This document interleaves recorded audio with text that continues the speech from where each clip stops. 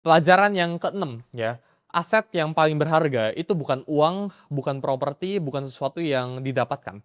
Tapi aset paling berharga itu diri kalian sendiri. Aset yang paling berharga itu sering nggak punya angka di laporan keuangan. Contoh, kayak gue pribadi sekarang ya, mungkin kalian bisa lihat di luar sana, gue punya uang puluhan miliar, ya cenderung bisa net worth gue ada ratusan gitu ya. Gue punya mobil, gue punya jam tangan, gue punya aset, gue punya banyak banget gitu ya, Bitcoin dan sebagainya. Itu kan bentuk dari aset. Tapi menurut gua, aset ini itu adalah aset yang paling murah yang lu bisa punya. Ketika kita ngomong gue punya audience gitu ya, gue punya network yang kuat, gue punya skill, gue punya kepala gitu ya, gue punya tim bahkan ya. Ini aset yang lebih mahal. Jadi urutannya itu aset ya, jadi kayak uang gitu ya, saham, kripto, terus ya mobil, jam tangan, semuanya bentuk itu gitu ya. Itu aset yang paling rendah gitu ya. Yang kedua itu kepercayaan, loyalty, audience gitu ya. Itu juga bisa jadi aset gitu ya.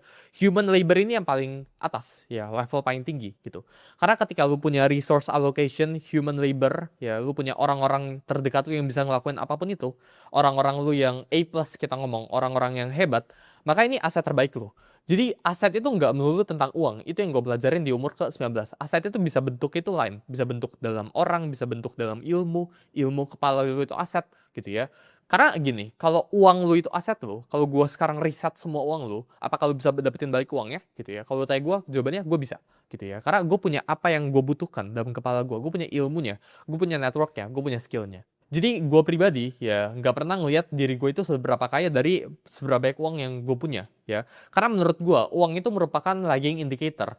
Berapapun uang yang gue hasilkan detik ini, sekarang gitu ya, hari ini atau bulan ini gitu ya, itu tidak gara-gara gue bekerja hari ini. Itu gara-gara 3 tahun yang lalu ada Suli yang lagi kerja di kamarnya. Terus dia bekerja untuk membuild atau belajar skill baru yang gue sekarang itu bisa pakai. Gue sekarang bisa public speaking, gue sekarang bisa trading gitu ya. Itu bukan gara-gara hari ini gue bekerja, tapi gara-gara 1, 2 tahun, 3 tahun lalu gitu ya. Itu gue pelajarin sesuatu. Jadi uang itu adalah lagging indicator. Aset yang kalian punya itu skill. Ya, itu diri kalian, bukan uang. Pelajaran yang ketujuh,